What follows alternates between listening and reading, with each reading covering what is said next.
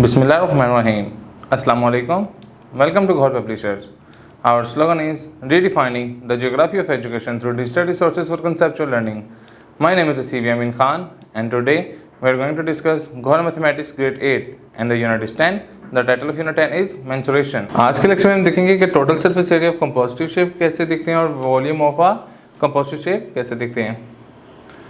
Total surface area of compositive shape, अगर हम किसी कंपोजिटिव शेप का टोटल सरफेस एरिया देखना चाह रहे हैं तो उसको एग्जांपल के थ्रू अंडरस्टैंड करते हैं। Find the total surface area of the shape shown, जो शेप शोन हमें शो किया उसका हमने total surface area find out करना है।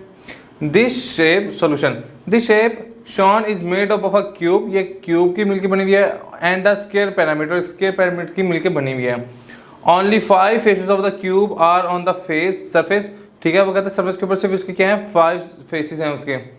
Likewise, only triangular faces of pyramid on the surface, और triangular face उसका pyramid triangular faces जो है उसके pyramid के उस surface पे बने हुए हैं।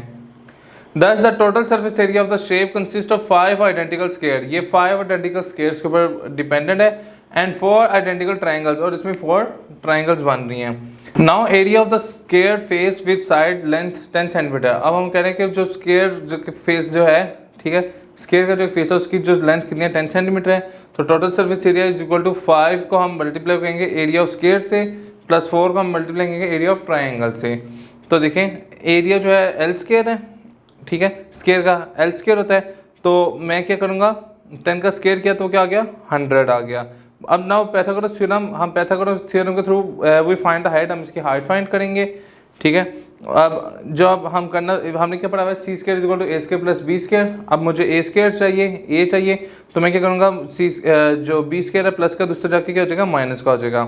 तो देखें where A is equal to H, A इसकी हाइट है, बी 5 और सी क्या है 6 दिया हुआ है, ठीक है। 5 ये है कि एरिया ऑफ स्क्वायर है और जो 6 है वो ये दिया गया हुआ है। अब ये क्या होगा 6 स्क्वायर माइनस 5 स्क्वायर, 6 का स्क्वायर 36 माइनस 5 का स्क्वायर 25, तो 36 में से जब 5 निकालेंगे तो 11 आ जाएगा। तो 11 का जब हम स्क्वायर लेंगे तो 3.32 हमारी क्या आ जाएगी हाइट आ जाएगी। जब हमारी हाइट आ गई तो हम क्या करेंगे area of a triangular face क्या 1/2 BH base into height, base इधर हमें 10 दी गई हुई है, ठीक है, और हाइट हमने फाइंड आउट किया 3.32। तो जब मैं इसको मल्टीप्लाई करूँगा 1/2 को मल्टीप्लाई करवाएंगे 10 से, 10 को मल्टीप्लाई करवाएंगे 3.32 से, तो ये आ जाएगा 16.6 सेंटीमीटर स्क्वायर।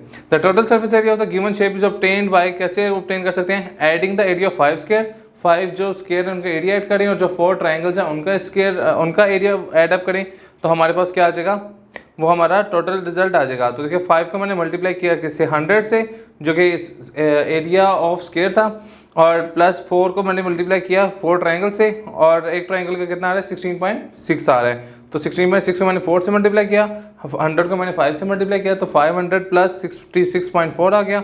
इन दोनों को जब ऐड किया तो टोटल सरफेस एरिया कितना आ जाएगा 566.4 सेंटीमीटर स्क्वायर, इसका टोटल सरफेस एरिया आ जाएगा। Volume of a compositive shape, हम वॉल्यूम कैसे फाइंड आउट कर सकते हैं किसी कंपोजिटिव शेप का, calculate the volume of the compositive shape, आप उसको कैलकुलेट करें इसकी कंपोजिटिव शेप का जो वॉल्यूम हम फाइंड आउट करना चाह रहे हैं। देखें कैसे करते हैं। The given shape is a compositive shape made up a cube and a square base, ये देखें कि क्यूब बना हुआ है और एक स्क्वायर बेस बना हुआ है, स्क्वायर बेस पिरामिड बना हुआ है। ये वॉल्यूम ऑफ द क्यूब हम जानते हैं कि वो एल क्यूब होता है, तो हमारे जो एल क्यूब जो है वो क्या है 3 मीटर दिया हुआ है 3 सेंटीमीटर, तो 3 सेंटीमीटर का जब हम क्यूब करेंगे तो वो कितना आ जाएगा 27 सेंटीमीटर क्यूब।